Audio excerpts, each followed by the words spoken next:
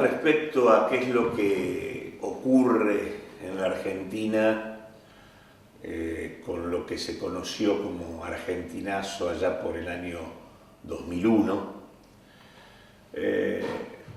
obliga a dejar muy en claro que lo que se jugó allí no fue solamente una cuestión de orden económica, sino que lo que hubo fue una crisis integral de carácter económico, social y político, que afectó al conjunto de la sociedad argentina, que en el plano económico remite concretamente a lo que fue un proceso de sobreendeudamiento atado a lo que primó en nuestro país, que fue el predominio de la especulación financiera por encima de cualquier tipo de estrategia productiva, y obviamente en el momento en donde este sobreendeudamiento no encontró financiamiento disponible a nivel internacional para sostenerlo, terminó cayéndose a pedazos.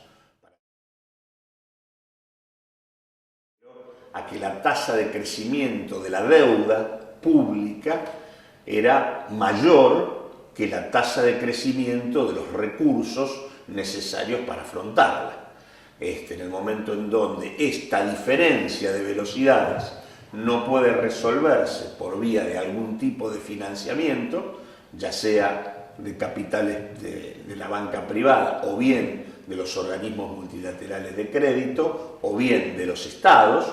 Argentina agotó todas esas vías antes del 2001, en el momento donde no hay financiamiento, obviamente la cuestión estalla.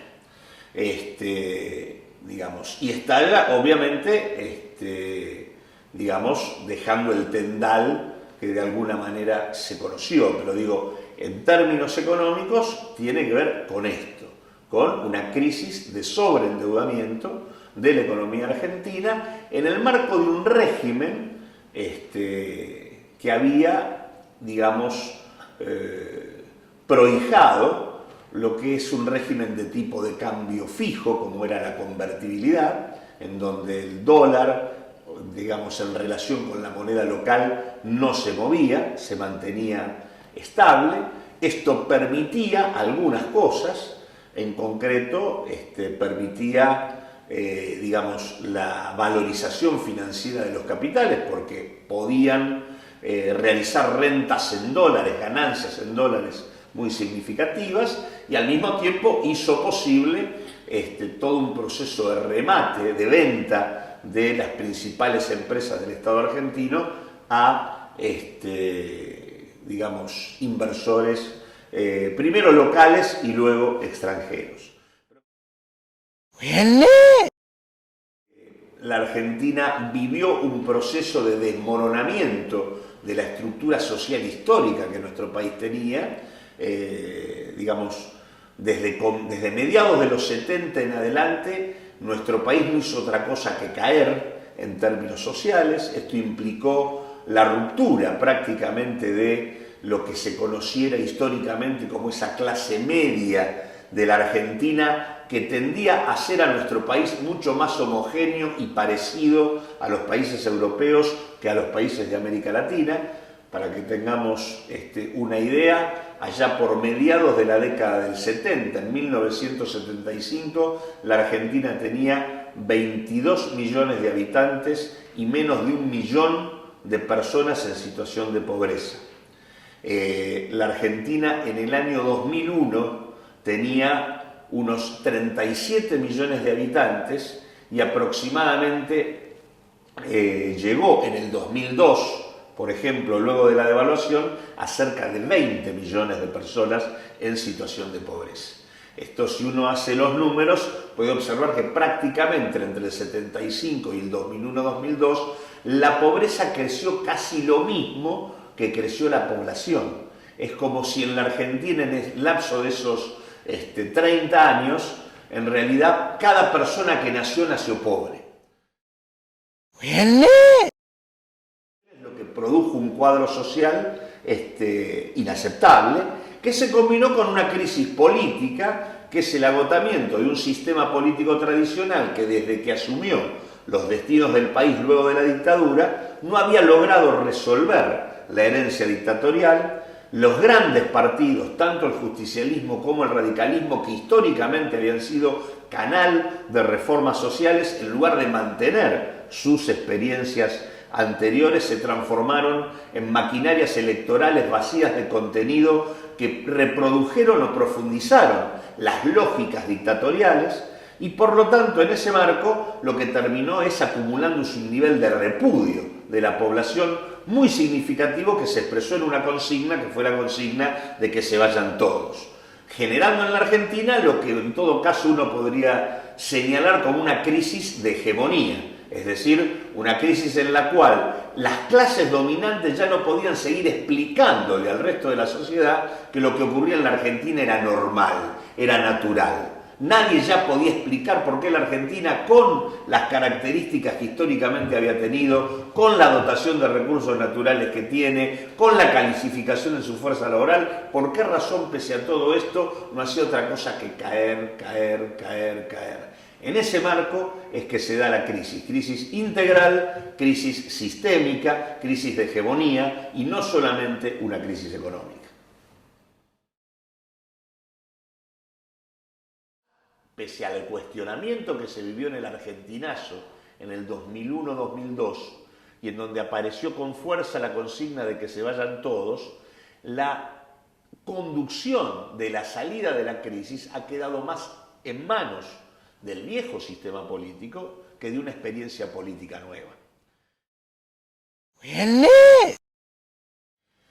Si uno tiene que comparar el momento actual con lo que ocurriera hace 10 años, uno debiera decir que la Argentina, luego de lo que fue la ruptura del régimen de convertibilidad y por lo tanto la devaluación, que produjo un impacto de redistribución de los ingresos brutal en desmedro de la comunidad, porque implicó un aumento importantísimo de la pobreza del 2001 al 2002, donde se saltó de cerca de 13, 14 millones a cerca de 20 millones en el lapso de un año.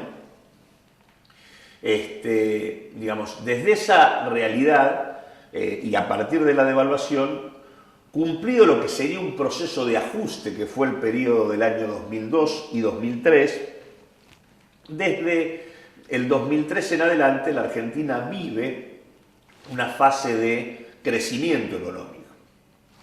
Crecimiento económico a tasas muy importantes, cercanas al 8% anual, que en realidad responden a dos razones. La primera razón es que la Argentina había venido cayendo brutalmente desde mediados del año 1998 hasta mediados del año 2002, cayó 20 puntos en términos de Producto Bruto Interno, de riqueza generada. Es decir, que después de que se produce la devaluación, la Argentina se encontraba prácticamente postrada. Es decir, su capacidad productiva estaba totalmente subutilizada. Estaba en producción solo el 30% del total del aparato productivo del país. Entonces se pone en marcha la Argentina con el aparato productivo existente. No era necesario invertir para que la Argentina creciera. Por lo tanto, con el simple cambio en el esquema de precios, con la devaluación, la reducción de los costos laborales, la existencia de capacidad ociosa disponible y el segundo elemento, que era una coyuntura internacional donde los precios de los productos que la Argentina coloca en el mundo tenían valores mucho más altos que los históricos, se conjuga un cuadro que permite la recuperación de la economía argentina a tasas muy significativas desde mediados del 2002 hasta mediados del 2007. Esos 5 años la Argentina crece, y lo que sí hay que decir es que si bien crece a tasas realmente importantes, no logra en ese proceso resolver, digamos, las cuestiones sociales en profundidad, no logra tampoco replantear su rumbo productivo. Es como si el país desigual y postrado que teníamos comenzó a crecer. Y creció en un marco de profunda desigualdad, en donde la concentración de la economía en pocas manos se mantuvo y se profundizó, en donde los niveles de extranjerización del aparato productivo se mantuvieron y se profundizaron, y en donde efectivamente, como antes estábamos postrados y ahora la economía creció, la situación es mejor que en el fondo del pozo. Pero la Argentina mantiene todavía, a pesar de las tasas de crecimiento vividas, un régimen de fuerte concentración económica en muy pocas manos, mantiene un régimen de profunda transnacionalización en sus agentes económicos principales y en donde además de esa transnacionalización hay un predominio notorio de capitales extranjeros en los núcleos principales de su actividad económica y productiva, y en ese marco lo que hay es una desigualdad muy significativa, que hace que a pesar de que la Argentina creció como creció, los niveles de pobreza siguen siendo muy significativos. Más del 30% de la población sigue sumida en situación de pobreza, a pesar de haber crecido a tasas chinas durante 5 años. Con un agravante, como no hubo en este proceso una política económica dirigida a recuperar en manos del gobierno, de la gestión gubernamental, del Estado, el control sobre el rumbo del proceso económico, el resultado ha sido que pese al crecimiento, la inversión, es decir, lo que te abre la llave del futuro en materia económica, lo que te permite mejorar, ampliar y orientar tu perfil productivo, la inversión nunca funcionó como debiera. Es decir, las principales empresas del país, dominantemente extranjeras, obtuvieron ganancias extraordinarias, pero en ningún caso invirtieron en consecuencia.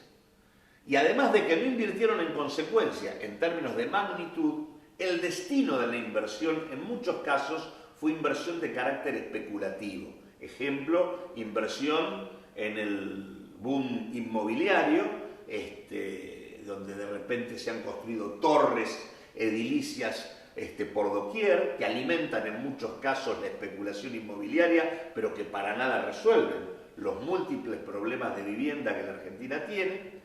Con lo cual digo, Argentina creció, pero no recuperó control sobre su proceso económico, con lo cual a partir de mediados del 2007 la Argentina volvió a desacelerarse y a estancarse. Es cuestión que, sumada a lo que es la crisis mundial que se da en el año 2008, termina generando una situación de estancamiento y de caída de la actividad económica. Situación que es, digamos, la que se da hasta finales del 2009 y a partir de lo cual estamos en la coyuntura en la que nos encontramos hoy. Y una Argentina que discute si está en condiciones de salir o no de la caída de la actividad económica que se vivió durante el año 2009. Que la salida de la Argentina, en términos de crecimiento económico, estuvo fuertemente condicionado por dos fenómenos. Uno, el fenómeno de repagar la deuda pública. Argentina había dejado de pagar la deuda en los años que van entre el 2001 y el 2003, sobre la deuda privada, la deuda que estaba en manos de acreedores privados. Al Fondo Monetario Internacional, al Banco Mundial y al BID se les pagó siempre, nunca se interrumpieron esos pagos. El default de la Argentina fue con los tenedores de bonos privados de deuda. Pero digamos lo que se vive desde el 2013 en adelante es la reconstrucción de la capacidad de pago de la economía argentina. Argentina durante estos años, del mismo modo que no resolvió la pobreza, sí se transformó en un fuerte pagador de deuda pública. Entre el 2003 y el 2008, la Argentina pagó más de 40.000 millones de dólares contantes y sonantes. Entre ellos canceló toda la cuenta que tenía con el Fondo Monetario Internacional.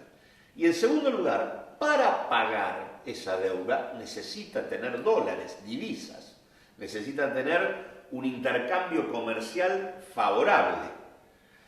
Y esto lleva a que la perspectiva productiva de la Argentina en todos estos años fue la de vender recursos naturales con escasa elaboración en el mercado mundial.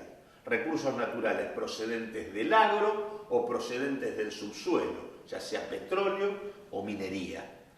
La verdad es que lo que uno puede observar es que en la Argentina, del mismo modo que no se resuelve la problemática social, del mismo modo que no se resuelve el problema de la inversión, lo cierto es que lo que estuvo muy presente condicionando el rumbo económico del país fueron dos cosas: el pago de la deuda y el tema de la colocación de recursos naturales baratos en el mercado mundial. Es decir, que de alguna manera el pago de la deuda pública consolida un modelo agrominero exportador, que es el que de alguna forma tenemos planteado como perspectiva de la Argentina hoy. Salvando las distancias entre sociedades que son distintas. Pero lo cierto es que lo que uno observa es que la Unión Europea se estructuró bajo las condiciones impuestas por las economías más importantes de la Unión Europea. Esto implicó una suerte de esquema al cual todos los países debían ceñirse, y entre otras cosas, uno de esos esquemas era la paridad de la moneda local, transformada luego en euro, y en donde de repente la posibilidad de devaluar como mecanismo para mejorar las condiciones de competencia de economías más débiles frente a economías más fuertes, desaparecía como instrumento de política económica, tanto en Grecia como en España, como también ocurrió en Argentina durante la convertibilidad. Es decir, tanto Grecia como Portugal y España, en el marco de la Unión Europea, como Argentina, en el marco de la convertibilidad, pierden instrumentos de política económica, pierden la posibilidad de devaluar y pierden la posibilidad de manejar su moneda, es decir, de tener política monetaria. Da como resultado que esos países, que del mismo modo que ocurrió en la Argentina, en tanto Argentina no tenía la capacidad de que su productividad, es decir, su capacidad de producción por hombre, creciera en simultáneo con la productividad de los Estados Unidos, porque el nivel de desarrollo relativo de Argentina respecto a Estados Unidos está mucho más retrasado. Del mismo modo, ni España, ni Grecia, ni Portugal podían crecer en línea con la capacidad productiva que tiene Alemania. Consecuentemente, el resultado de ese proceso, ¿cuál fue? El resultado fue que tanto Grecia como España como Portugal empezaron a tener problemas de competitividad de sus economías. Esto implicó que empezaron a tener saldos en divisas, digamos, en rojo, y que para cubrirlos tuvieron que apelar al recurso del endeudamiento. Este recurso del endeudamiento que en muchas ocasiones alimentó a su vez procesos importantes de especulación, en donde, por ejemplo, la especulación inmobiliaria ha sido un tema muy importante en estos países, como también lo fue en la Argentina. Por lo tanto, el tema de pérdida de competitividad, recurso del endeudamiento, especulación inmobiliaria, aparecen en las dos situaciones, en la europea y en la argentina. Y lo que termina ocurriendo es que cuando, del mismo modo que lo expliqué en el caso argentino, cuando uno apela al recurso del endeudamiento, pero al mismo tiempo no tiene capacidad para generar medios de pago de ese endeudamiento, en algún punto esto se corta. En el marco de la crisis mundial, obviamente le llegaba el turno a la economía europea, básicamente a sus economías más débiles, para que efectivamente no existiera cómo financiar el endeudamiento que habían tenido. Y esto es efectivamente lo que está ocurriendo, y que además está dando como resultado el mismo efecto en términos de políticas económicas que aquellas que se aplicaron en la Argentina, yo diría desde 1998 en adelante. Es decir, en la Argentina, antes del estallido como crisis social y política del 2001, la crisis económica había empezado mucho antes. había empezado desde 1998, se intentó paliarla con más endeudamiento y ajuste, básicamente atando la suerte de la Argentina a las recetas del Fondo Monetario Internacional, del mismo modo que se lo está haciendo hoy en el caso griego o como se lo está haciendo hoy en el caso español. Y lo cierto es que esas recetas tienen un doble problema. El primer problema es que no resuelven el tema y el segundo problema es que agravan el cuadro social, generando como resultado una crisis política mayor. El proceso europeo hoy está viviendo esto. Yo diría que está no en el momento del 2001 de la Argentina, sino en el momento previo. Es decir, el momento en donde se plantea la receta ortodoxa del ajuste para resolver los problemas y se comienza a agravar el cuadro social, y que seguramente va a terminar traduciendo esto en una fenomenal crisis política. Probablemente en Europa más grave todavía, en el sentido de que Europa era el continente que había logrado mantener una red de seguridad social y un estado de bienestar muy significativo. Mucho más significativo que el que tenía Argentina en el año 1998. Por lo tanto, la pérdida para los pueblos de Europa, en este sentido, va a ser una pérdida mucho mayor en términos relativos y posiblemente las respuestas políticas también sean muy profundas.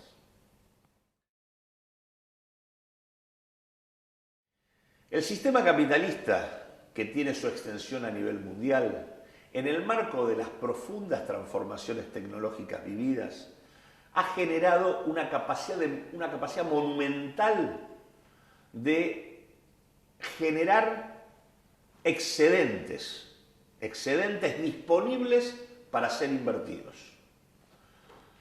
El problema se le plantea al capitalismo cuando esos excedentes no encuentran opciones de inversión a las ganancias que los capitales reclaman.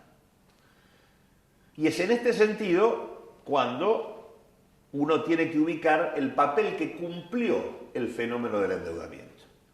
El fenómeno del endeudamiento que se vivió en América Latina en el marco de la aplicación de las denominadas políticas neoliberales consistió en transformar a los países en una suerte de grandes sedes bancarias en donde los excedentes disponibles en el mundo desarrollado podían ser colocados en esas casas bancarias que eran cada uno de los países para obtener elevadas rentas en divisas que luego podían ser retiradas de nuestras economías.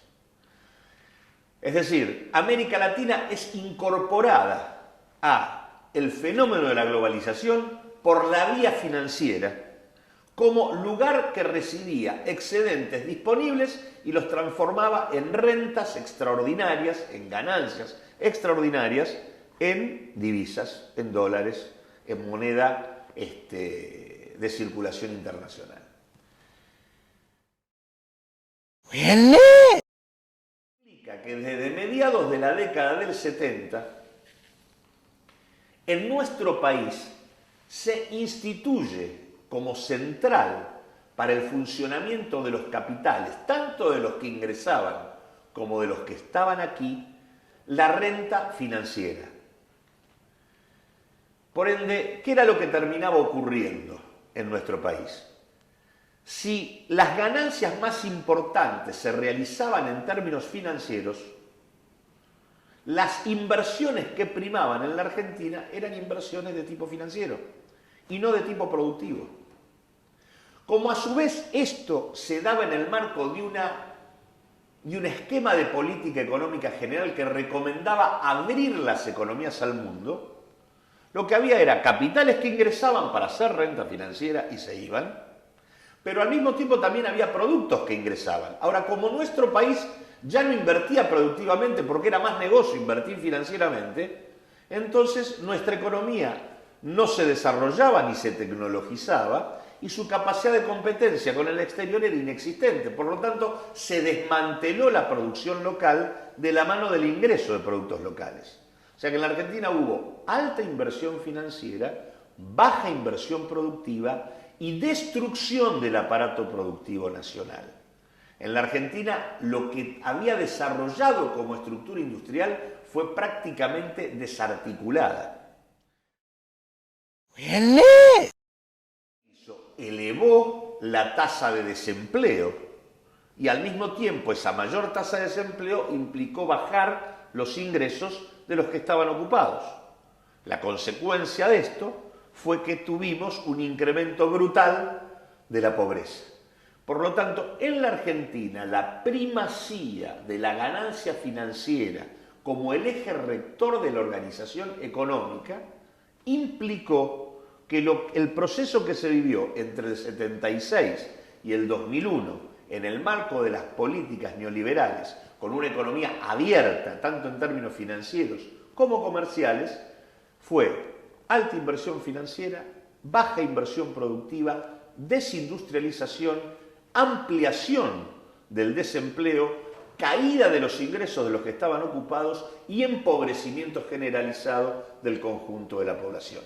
Ese es el proceso argentino en el marco del endeudamiento de nuestro país y de América Latina.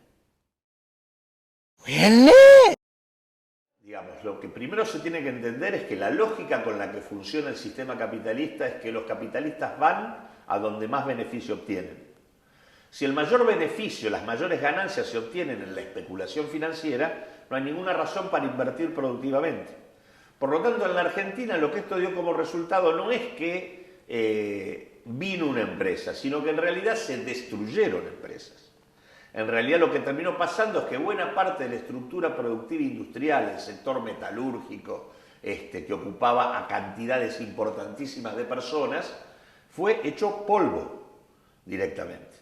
Entonces, lo que hay que entender acá es que hay, de la mano del endeudamiento, esto es muy, digamos, bueno, es importante entender esto, porque no fue igual en todos lados. Brasil no tiene el mismo proceso.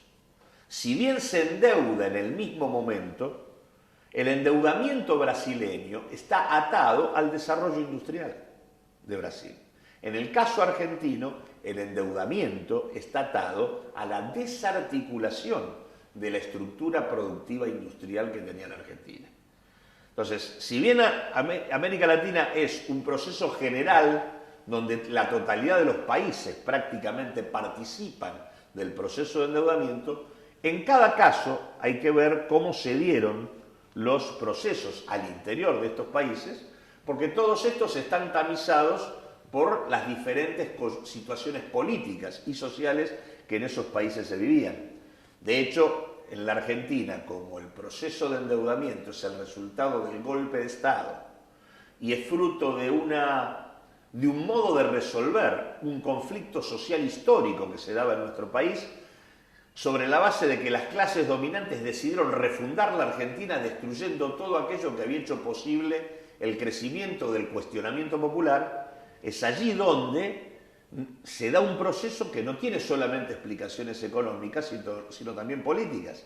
De la mano de la destrucción de la estructura productiva industrial, desaparecen los sectores de pequeña y mediana empresa, los empresarios más nacionales, desaparecen los trabajadores y sus sindicatos en términos de estructuras políticas fuertes y significativas, desaparece por lo tanto toda una alianza social que en la Argentina durante mucho tiempo había cuestionado a las políticas neoliberales y a las estructuras de poder económico más importantes. Todo lo que son los empréstitos que nuestro país tomó en la etapa, digamos, el primero, por ejemplo, en la etapa Lavarin Brothers, en la etapa de la presidencia de Rivadavia en 1825, y así sucesivamente muchos otros, en realidad eran mecanismos de endeudamiento que digamos, utilizaban las potencias de los países más desarrollados para que en el país se hicieran cosas que les convenían a ellas. Estaban atadas al desembarco, ya sea de una empresa productiva que se instalaba en nuestro país, o al desembarco de una digamos, por ejemplo, el desarrollo de digamos, de la infraestructura ferroviaria con el objetivo de poder sacar, digamos, mercancías o producción al exterior de manera más económica. Es decir, era una deuda asociada a la configuración productiva y comercial de nuestro país. Distinto es el caso que se abre a partir de mediados de los 70, donde la deuda está atada a un fenómeno de, digamos, de valorización o especulación financiera con destrucción productiva. Y ahí donde la deuda toma una suerte de lógica propia que hace que incluso el endeudamiento adquiera magnitudes absolutamente insólitas e inesperadas para las capacidades que nuestra economía tenía. El endeudamiento se reproducía a sí mismo, porque esa reproducción permitía garantizar renta financiera no solo a los capitales locales, sino también a aquellos que invertían aquí dentro, pero que en realidad remitían a los países más desarrollados. Hay que pensar acá en lo que dije antes. En realidad la deuda en América Latina aparece como una suerte de casas bancarias, que son cada uno de nuestros países para garantizarle ganancias extraordinarias a capitales financieros procedentes de diferentes lugares del mundo. Entonces digo, si bien hay una historia de la deuda, la lógica del endeudamiento desde mediados de los 70 para acá es una lógica muy distinta a las anteriores.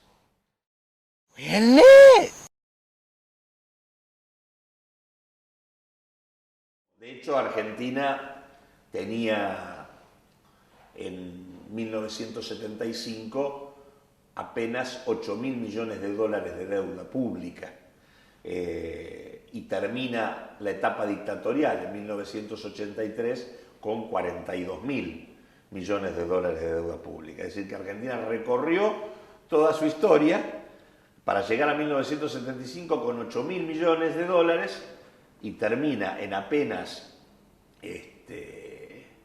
digamos, 7 años, digamos, con 42.000. Y tenemos hoy 170.000 millones de dólares de deuda pública, que son más o menos los mismos que teníamos en el año 2001, en donde la deuda ha perdido peso respecto a la economía, porque la economía se recuperó un poco, pero como monto general, la deuda sigue presente allí, representando el 30% del total del presupuesto nacional. Para poder reconducir lo que ha sido la lógica del endeudamiento, que es la lógica que el mundo de hoy y los poderes que gobiernan el mundo de hoy transforman en el vehículo de salida de las crisis capitalistas.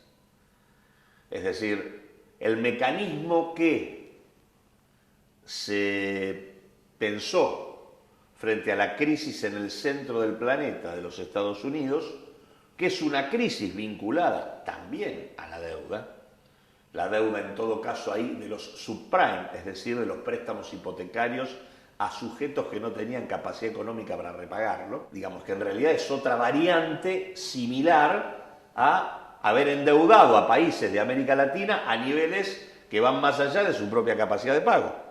La crisis de los préstamos hipotecarios en el centro del planeta o en el centro del poder de los Estados Unidos, de Wall Street, en realidad no hace más que reeditar en el centro del planeta la misma lógica que había tenido en la crisis del endeudamiento en América Latina. Porque lo que está por detrás es el mismo problema. El capitalismo sigue generando excedentes extraordinarios que no tiene dónde colocar. Y lo que hace es inventar mecanismos que permitan ampliar los rendimientos, las ganancias, hasta lo que dé lugar. En un caso son los países de América Latina con sus deudas, en otro caso es, por ejemplo, la compra de empresas estatales que nunca habían estado en manos privadas. En otros casos es tomar control privado sobre derechos esenciales de las poblaciones, como es salud o educación. En otros casos es prestarle para comprar viviendas a quien no tiene capacidad para retornarlo. El objetivo siempre es encontrar un modo de transformar lo que es una deuda en una inversión financiera altamente rentable. Eso que da como resultado la espiralización del endeudamiento, a la larga se pincha y produce las diferentes crisis que de alguna manera se van viviendo. La única manera de resolver este tema es no seguir alentando ese proceso.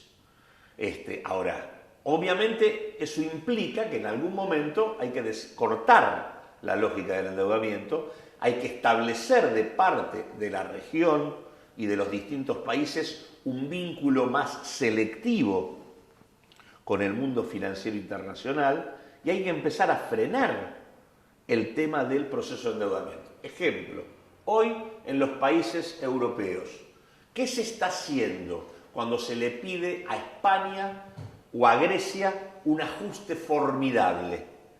¿Con el objetivo de qué? De que puedan mantener el valor de los activos financieros, cuando en la práctica habría que permitir que esos activos financieros se caigan y que efectivamente esas economías recuperen la posibilidad de administrar su situación sin tener, digamos, sobre sus cabezas niveles de endeudamiento como los que tienen.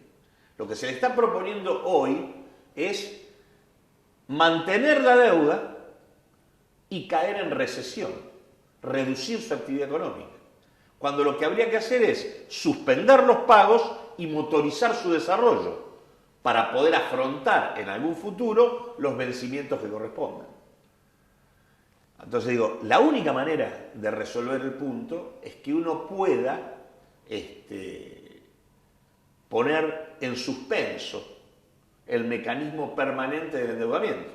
Ahora, está claro que después que se produjo lo de Estados Unidos, el grupo de los 20 terminó capitalizando al Fondo Monetario Internacional, que es el mismo organismo que tuvo responsabilidad en los procesos que se vivieran durante los endeudamientos de los países nuestros, para que ese mismo fondo vuelva a prestar a los países emergentes de manera tal de que estos sean fuente de demanda de la producción que venga de los países centrales. Es decir, una vez más se pretende resolver el tema no por vía de encontrar nuevos marcos regulatorios que organicen la economía mundial con otros criterios, sino sobre la base de más endeudamiento. La única manera de resolver el tema es frenar la bola del endeudamiento como mecanismo de resolución de contradicciones que tiene el capitalismo desde hace ya más de 30 años. En el momento en donde un país ingresa en el fenómeno del endeudamiento como lógica principal, el tema es que termina siendo preso de encontrar crédito. En el momento en donde no tiene crédito, porque ya su nivel de endeudamiento supera su propia capacidad de pago, y donde por lo tanto no encuentra financiamiento de ninguna naturaleza, es allí donde los únicos que pueden financiar son los organismos multilaterales de crédito, concretamente el Fondo Monetario Internacional o el Banco Mundial. Ahora, ¿qué es lo que produce la presencia de estas instituciones? En primer lugar, lo que producen es un fenómeno de internacionalización de la política económica. Es decir, los países ya no son dueños de definir de qué manera administran su política económica, sino que terminan teniendo que establecer al interior de sus territorios las recomendaciones básicas, tanto en términos de corto plazo como en términos estructurales, que estos organismos recomiendan. Entonces, el fenómeno principal que supone el Fondo Monetario Internacional y el Banco Mundial es la capacidad de imponerle a nuestros países mecanismos que en todo caso sirven para sostener, digamos, el proceso de endeudamiento. Ninguna de sus recomendaciones son recomendaciones que impliquen solución, sino que en todo caso sus políticas reproducen el mantenimiento de la lógica del endeudamiento.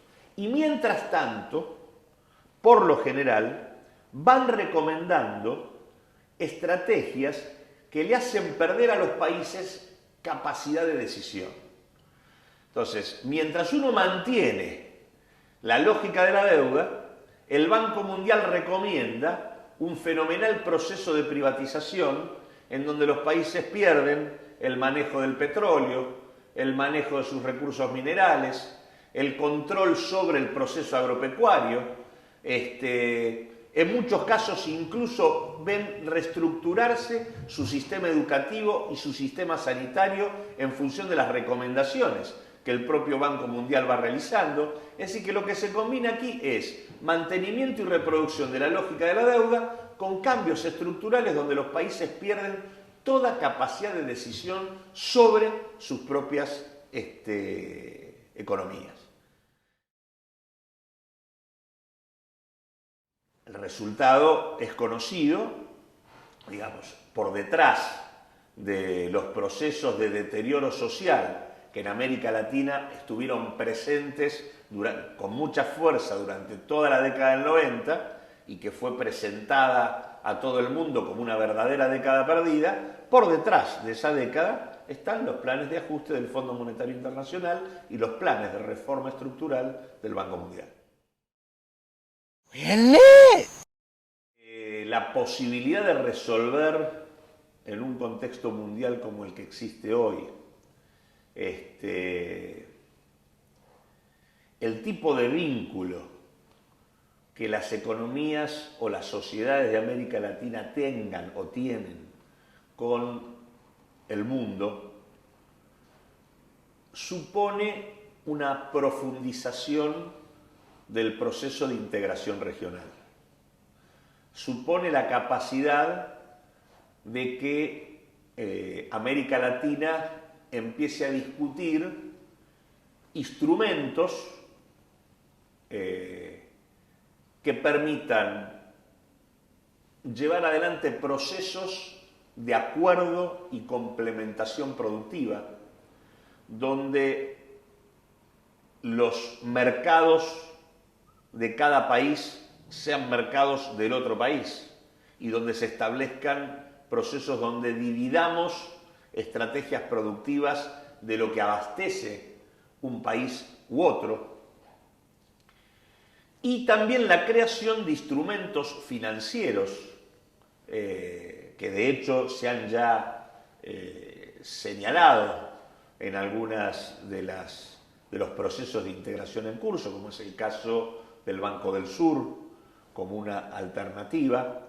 Hoy América Latina estaría en condiciones de armar un Banco del Sur en donde se depositara una parte significativa de las reservas que tienen nuestros países, para que ese Banco del Sur pudiera actuar como una suerte de instrumento de financiamiento y de sostén de eventuales dificultades para los países de la región, sin el tipo de condicionalidad que tienen los organismos multilaterales de crédito como el Fondo Monetario o el Banco Mundial.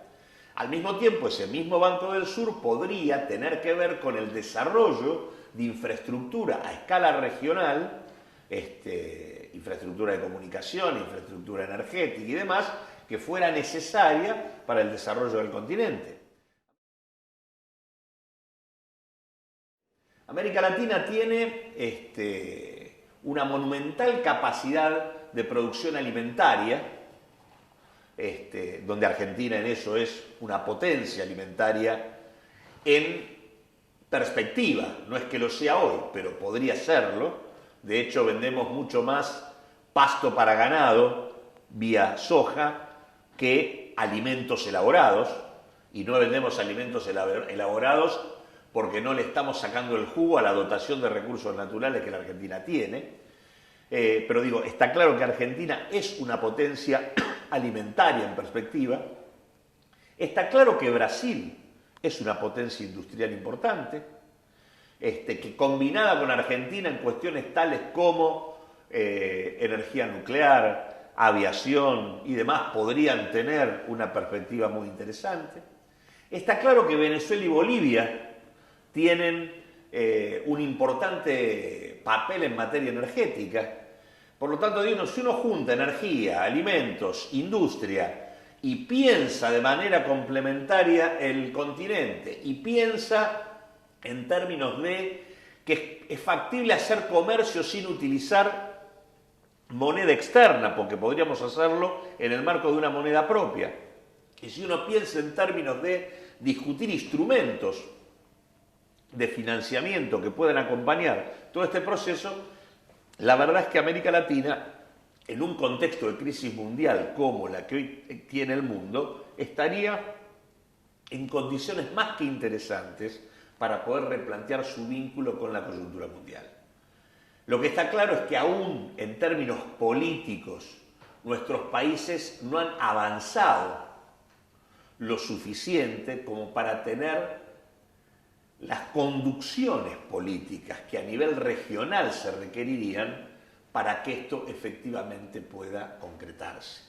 Está claro que ha habido avances muy significativos en algunas realidades, el caso Bolivia, el caso Ecuador, el caso incluso Venezuela, pero está claro que países muy importantes para la región vienen en procesos políticos, si bien de avance, mucho más retrasados y terminan siendo centrales a la hora de definir qué rumbo va a tener América Latina. Y en este sentido, nadie duda de que el gobierno de Lula es un avance en términos de democratización de un Estado tan oligárquico y principesco como lo era el Estado brasileño.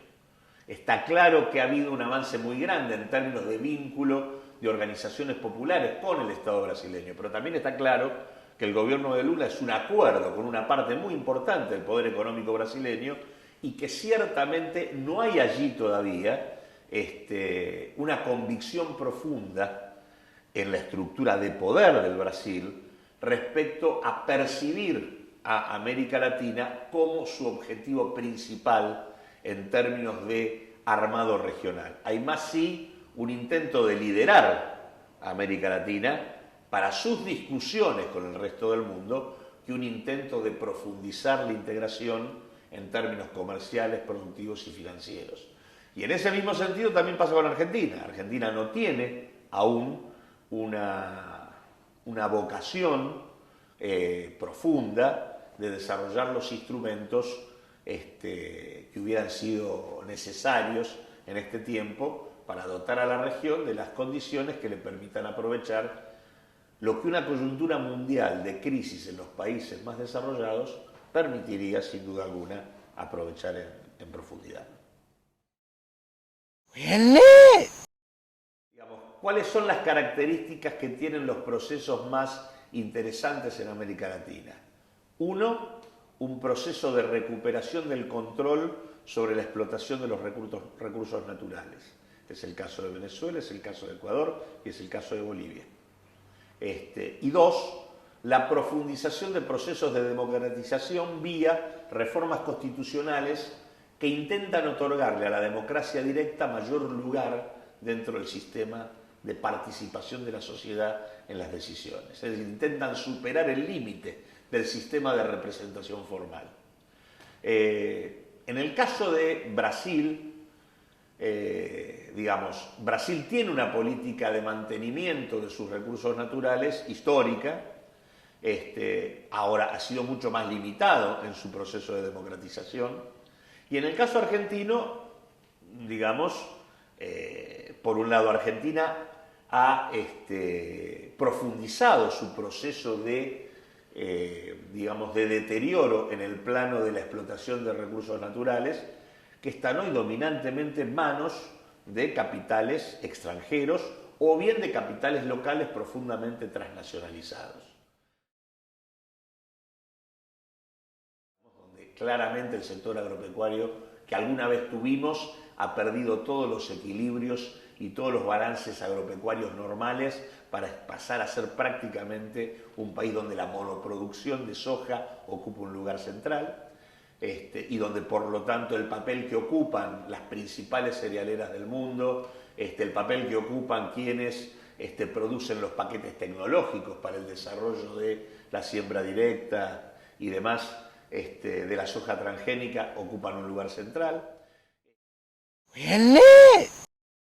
Donde el tema de la explotación minera a costo reducido, es decir, la minería a cielo abierto con uso de cianuro, con el impacto ambiental que eso produce, o digamos el tema de la depredación de la base hidrocarburífera del país, en donde la Argentina, que no es un país que le sobre petróleo, ha terminado colocando petróleo en el mercado y gas en el mercado mundial, cuando tendría que haber privilegiado su autoabastecimiento, o la concesión de licencias para la depredación prácticamente del recurso ictícola o pesquero, también a manos de buques factorías de origen extranjero.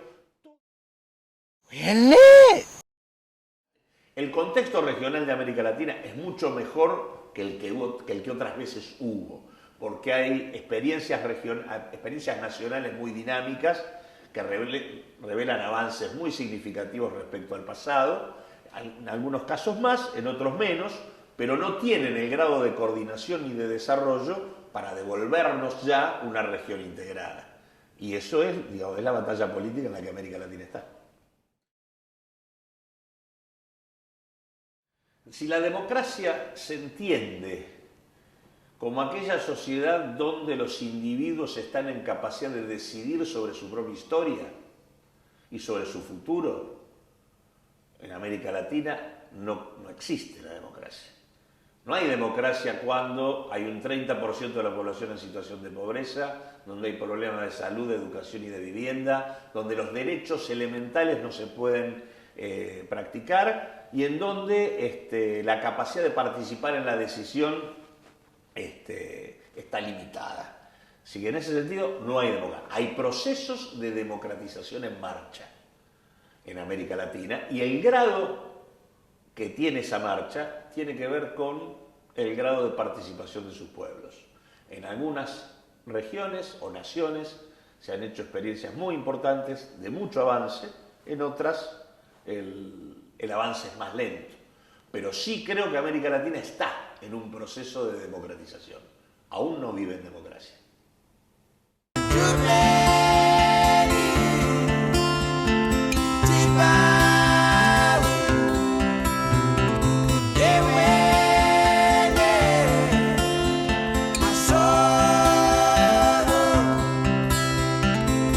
Hello.